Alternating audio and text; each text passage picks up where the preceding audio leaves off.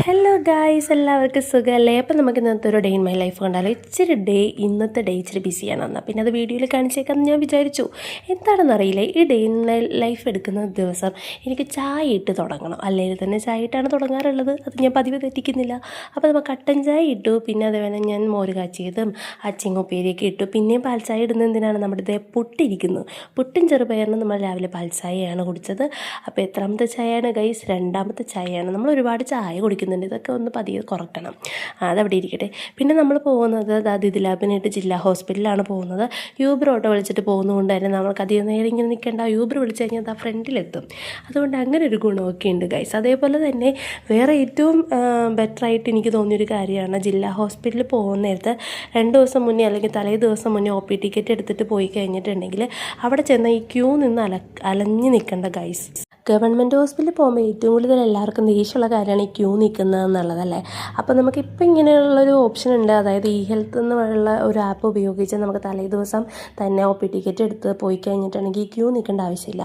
അതുകൊണ്ടിട്ട് അത് പെട്ടെന്ന് കഴിഞ്ഞിട്ടോ. പെട്ടെന്ന് തന്നെ നമ്മൾ ഡോക്ടറിനെയും കണ്ടു, മെഡിസിനും വാങ്ങിച്ച് വേഗം ഇങ്ങ് പോന്നു. അതിൽ നിന്ന് ക്യൂ നിന്ന് മുഷിയേണ്ട ഒരു ആവശ്യം ഉണ്ടായിരുന്നില്ല. അപ്പോൾ ഇത് അറിയാത്ത ആരെങ്കിലും ഉണ്ടെങ്കിൽ താഴെ ഒന്ന് കമൻറ്റ് ഇട്ട് കഴിഞ്ഞിട്ടുണ്ടെങ്കിൽ എങ്ങനെയാണ് ഇത് ചെയ്യുന്നതെന്നൊക്കെ പറഞ്ഞുതരാം കേട്ടോ. പിന്നെ അത് കഴിഞ്ഞ് നമ്മൾ ഇന്ത്യൻ കോഫി ഹൗസിൽ കയറിയിട്ട് ഞാനും അമ്മയും ചായ കുടിച്ചു, കട്ട്ലേറ്റ് കഴിച്ചു.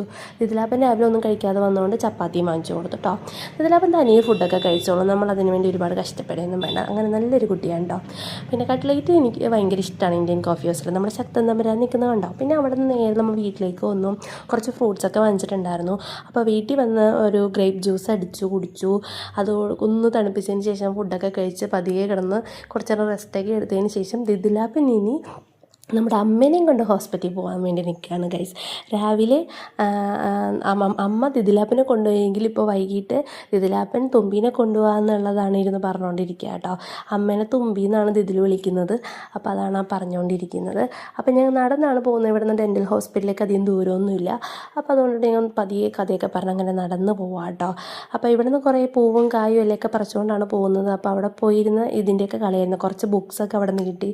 അപ്പോൾ ആ ബുക്സൊക്കെ എടുത്തും പിന്നെ അതേപോലെ കുറച്ച് പൂവൊക്കെ കയ്യിലുണ്ടായിരുന്നു. അതൊക്കെ വെച്ചിരുന്ന് കുറേ നേരം കളിച്ചു. അവിടെയുള്ള ആൾക്കാരോട് മുഴുവനും നടന്ന് വർത്താനമൊക്കെ പറഞ്ഞിട്ടോ. അമ്മേനെ ഡോക്ടർ വിളിച്ചിട്ട് അമ്മ ഡോക്ടറിനെ കാണാൻ വേണ്ടി പോയി. അപ്പം ഞാൻ അതിൻ്റെ കുറച്ച് വീഡിയോസൊക്കെ എടുത്തിട്ടുണ്ട്. അപ്പോൾ പിന്നീട് വൈകിട്ട് വന്ന് ദിദിലാപ്പന് ചോറ് കൊടുത്തു. ഇത്രയുള്ള നമ്മുടെ വീഡിയോ ഇഷ്ടപ്പെട്ടെങ്കിൽ ലൈക്ക് ചെയ്യുക, ഷെയർ ചെയ്യുക, സബ്സ്ക്രൈബ് ചെയ്യുക. താങ്ക്